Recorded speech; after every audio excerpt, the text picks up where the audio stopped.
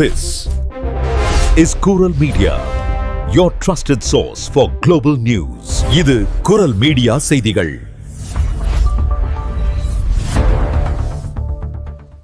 இது குரல் மீடியாவின் இன்றைய பிரதான செய்திகள். செய்திகளை வாசிக்கும் நான் கோகுலநாதன் தமிழினி. முதலில் தலைப்புச் செய்திகள்.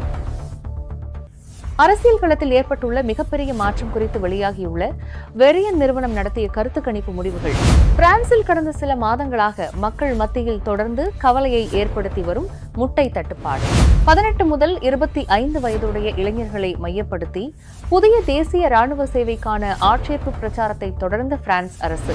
மெர்கோசூர் வர்த்தக ஒப்பந்த விவகாரத்தில் அரசு மீது நம்பிக்கையில்லா தீர்மானம், தேசிய சபை கலைக்கப்பட்டு முன்கூட்டியே தேர்தல் நடக்கலாம் என்ற சூழல்.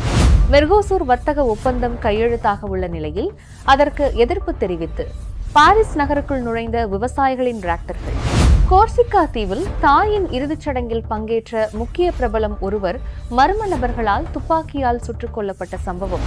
பாரிஸ் காவல்துறையின் போதைப் பொருள் தடுப்பு பிரிவில் வெளிச்சத்திற்கு வந்த காவல்துறை அதிகாரிகளின் போதைப் பொருள் மோசடி.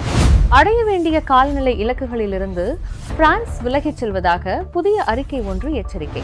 ஆர்ஜென்டோவில் காவல்துறையினரின் வேறொரு கண்காணிப்பு பணியின் போது தற்செயலாக முறியடிக்கப்பட்ட கடத்தல் சம்பவம். தொடர்வன விரிவான செய்திகள். பிரான்ஸ் அரசியல் களத்தில் ஏற்பட்டுள்ள மிகப்பெரிய மாற்றம் குறித்த கருத்து கணிப்பு முடிவுகள் வெளியாகியுள்ளன. வேரியன் நிறுவனம் நடத்திய புதிய ஆய்வின்படி தீவிர வலதுசாரி கட்சியான ரசம்பிளமெண்ட் நேஷனல் கட்சியின் கருத்துக்களுக்கு மக்கள் ஆதரவு தொடர்ந்து அதிகரித்து வருகிறது. சுமார் 42% பிரெஞ்சு மக்கள் இக்கட்சியின் கருத்துக்களுடன் தாங்கள் உடன்படுவதாக தெரிவித்துள்ளனர். இது கடந்த 2025ஆம் ஆண்டை விட 3 புள்ளிகள் அதிகமாகும். ஆண்டுடன் ஒப்பிடுகையில் 13 புள்ளிகள் வரை இந்த ஆதரவு உயர்ந்துள்ளது. இருப்பினும் மக்களிடம் இருவேறு மனநிலையும் காணப்படுகிறது. 41% இக்கட்சி ஜனநாயகத்திற்கு ஆபத்தானது என்றும் 44% இது வெளிநாட்டினரை வெறுக்கும் கட்சி என்றும் கருதுகின்றனர். அதேவேளை ஆட்சியை கைப்பற்றும் வல்லமை இக்கட்சிக்கு இருப்பதாக பெரும்பான்மையானோர் நம்புகின்றனர். குறிப்பாக ரசம்பிளமெண்ட் நேஷனல் கட்சியின் இளம் தலைவர் ஜோர்டன் பார்டெல்லா அடுத்த ஜனாதிபதி தேர்தலில் வெற்றி பெற அதிக வாய்ப்புள்ளதாக 49% மக்கள் கருத்து தெரிவித்துள்ளனர். ஜனநாயகத்திற்கு ஆபத்தான தலைவர்கள் பட்டியலில் ஜான் லூக் மெலன்ஜான் மற்றும் எரிக் செம்மூர் ஆகியோருடன் தற்போதைய ஜனாதிபதி எம்மானுவேல் மக்ரோனும் குறிப்பிடப்பட்டிருப்பது கவனிக்கத்தக்கது. மேலும் மரின் லூ பென் மீதான நீதிமன்ற வழக்கை பொறுத்தவரை அவர் அரசியல் பழிவாங்கல் இன்றி ஒரு சாதாரண குடிமகனைப் போலவே சட்டத்தின் முன் நடத்தப்படுவதாக பாதிக்கும் மேற்பட்ட மக்கள் நம்புகின்றனர். பிரான்சில் கடந்த சில மாதங்களாகவே சூப்பர் மார்க்கெட்டுகளில் முட்டைக்கு கடும் தட்டுப்பாடு நிலவி வருவது மக்கள் மத்தியில் கவலையை ஏற்படுத்தியுள்ளது.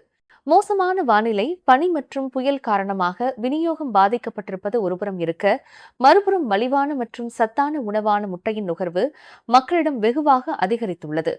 புள்ளி விவரங்களின்படி பிரான்சில் ஒருவர் ஆண்டுக்கு சராசரியாக 220க்கும் மேற்பட்ட முட்டைகளை உண்பதால் நாட்டிற்கு தற்போது கூடுதலாக 300 மில்லியன் முட்டைகள் தேவைப்படுகின்றன.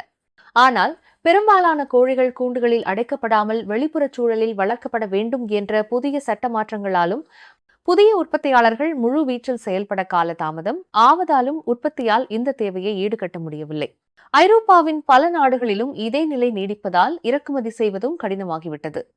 இருப்பினும் நீண்டகால ஒப்பந்தங்கள் காரணமாக முட்டை விலையில் பெரிய அளவில் மாற்றம் ஏற்படவில்லை என்பது சற்று ஆறுதலான விடயமாகும். இதுகுறித்து BFM TV RMC ஊடகத்திடம் பேசிய விவசாயத்துறை அமைச்சர் அன்னி ஜெனிவர்ட், நாங்கள் போதுமான அளவு உற்பத்தி செய்யவில்லை என்பதை ஒப்புக்கொண்டுள்ளார். மேலும் உற்பத்தியை அதிகரிக்க புதிய கால்நடை வளர்ப்பு கூடங்களை கட்டுவதற்கு தடையாக இருக்கும் சில சட்ட ரீதியான கட்டுப்பாடுகளை நீக்க வேண்டும் என்றும் அவர் கோரிக்கை விடுத்துள்ளார்.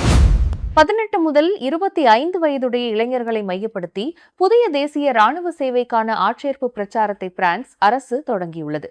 வரும் 2026ஆம் ஆண்டு செப்டம்பர் மாதம் தொடங்கவுள்ள இந்த திட்டத்தில் முதற்கட்டமாக 3000 பேர் தன்னார்வ அடிப்படையில் சேர்த்துக் கொள்ளப்பட உள்ளனர்.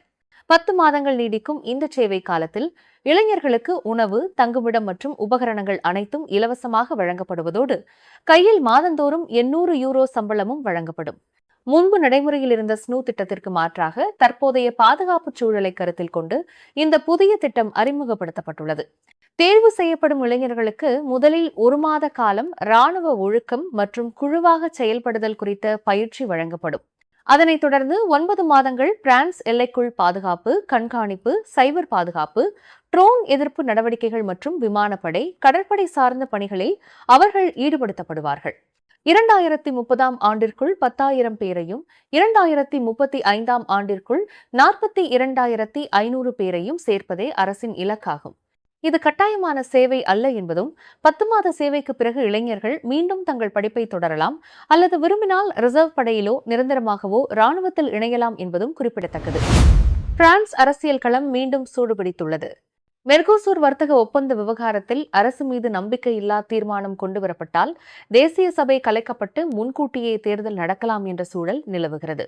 இதுகுறித்து வில்லர்பான் செய்தியாளர்களிடம் பேசிய லா பிரான்ஸ் இன்சுமைஸ் கட்சி தலைவர் ஜான் லூக் மேலன்சான், எங்களுக்கு தேர்தலை கண்டு எந்த பயமும் இல்லை என்று அதிரடியாக தெரிவித்துள்ளார். அவர்கள் தேசிய சபையை கலைக்க விரும்பினால் தாராளமாக செய்யட்டும். மக்கள் வாக்கெடுப்பு என்பது எங்களை பொறுத்தவரை ஒரு அச்சுறுத்தல் அல்ல என்றும் அவர் சவால் விடுத்துள்ளார். ஐரோப்பிய ஒன்றியம் மற்றும் மெர்கோசூர் இடையிலான வர்த்தக ஒப்பந்தத்தை எதிர்த்து வலதுசாரி கட்சியான ரெசாம்பிளமெண்ட் நேஷனல் மற்றும் இடதுசாரி கட்சியான LFI ஆகிய 2 கட்சிகளும் அரசை தணிக்கை செய்ய முனைந்துள்ளன. இதனால் ஆட்சிக்கு ஆபத்து ஏற்பட்டால் சபை கலைக்கப்படும் என அரசு தரப்பில் எச்சரிக்கப்பட்டுள்ளது. இதற்கு பதிலடி கொடுக்கும் வகையிலேயே மெலான்ஜோன் தங்கள் இயக்கம் எப்போதும் தேர்தலுக்கு தயாராக இருப்பதாகவும், தேர்தல் காலம் என்பது மக்கள் அனைவரும் அரசியலில் ஈடுபடும் ஒரு உற்சாகமான நேரம் என்றும் குறிப்பிட்டுள்ளார். பாரிஸில் இன்று காலை முதல் பதற்றமான சூழல் நிலவுகிறது.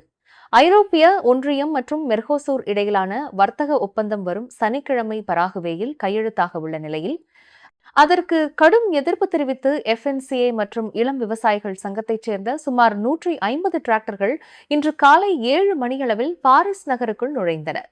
சோம்ஸ் எலிசே வழியாக சென்ற விவசாயிகள் வெளியுறவு அமைச்சகம் அமைந்துள்ள குவே டார்சே முன்பு திரண்டு உணவு இறையாண்மையை பாதுகாக்க உடனடி நடவடிக்கை கோரி மாபெரும் ஆர்ப்பாட்டத்தை முன்னெடுத்துள்ளனர்.